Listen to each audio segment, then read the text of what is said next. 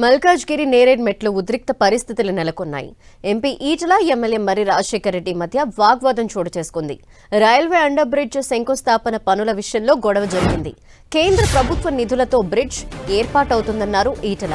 అయితే తమ పోరాటం వల్లే మంజూరైందన్నారు మర్రి రాజశేఖర్ రెడ్డి. దీంతో ఇరు వర్గాల మధ్య ఘర్షణ నెలకొంది.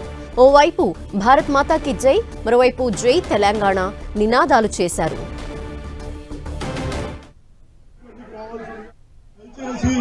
అందరూ కూడా కొంచెం శాంతంతో ఉండాలని నేను కోరుకుంటున్నాను.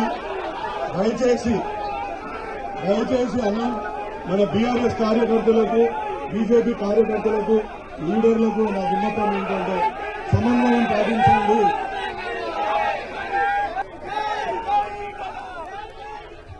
మల్కాజ్గిరి నేరేడ్ మెట్లో ఉద్రిక్త పరిస్థితులు నెలకొన్నాయి. ఎంపీ ఈటల, ఎమ్మెల్యే మర్రి రాజశేఖర్ రెడ్డి మధ్య వాగ్వాదం చోటు చేసుకుంది.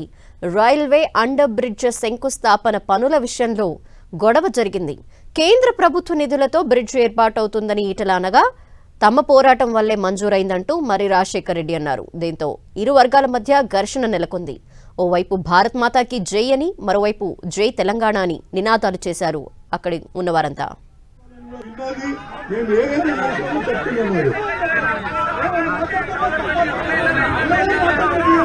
బీఆర్ఎస్ వాళ్ళందరూ ఇక్కడికి రావాల్సిందిగా నేను కోరుతున్నాను. వాళ్ళని బీజేపీ వాళ్ళని కూడా విన్నది మేము ఏదైనా.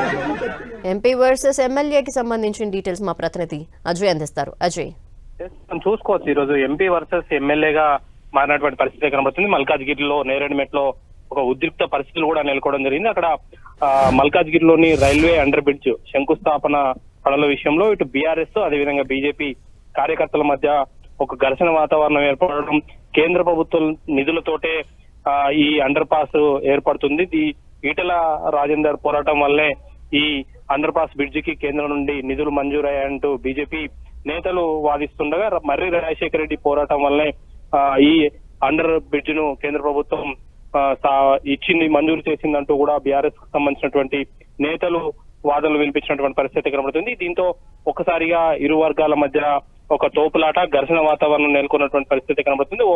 ఓవైపు భారత్ మాతకి జై, మరోవైపు జై తెలంగాణ అంటూ నినాదాలు కూడా ఇచ్చినటువంటి పరిస్థితి కనబడుతుంది. ఇప్పటికే గతంలో కూడా ఇదే తరహాలో కేంద్ర ప్రభుత్వం నిధులతోటి పనులకు శంకుస్థాపన చేసే సందర్భంలో సైతం ఈ తరహా గొడవనే జరిగినటువంటి పరిస్థితి కనబడుతుంది. ఇటు మర్రి రాజశేఖర రెడ్డి, అదేవిధంగా ఈటల రాజేందర్ వర్గానికి సంబంధించినటువంటి వ్యక్తులకు మధ్య ఒక ఘర్షణ వాతావరణం తలెత్తడం అనేది రెండోసారి చెప్పుకోవచ్చు. దీంతో రాజకీయంగా అయితే ఇటు మల్కాజ్గిరి వేదిక అవుతున్నటువంటి సందర్భం అయితే కనబడుతుంది.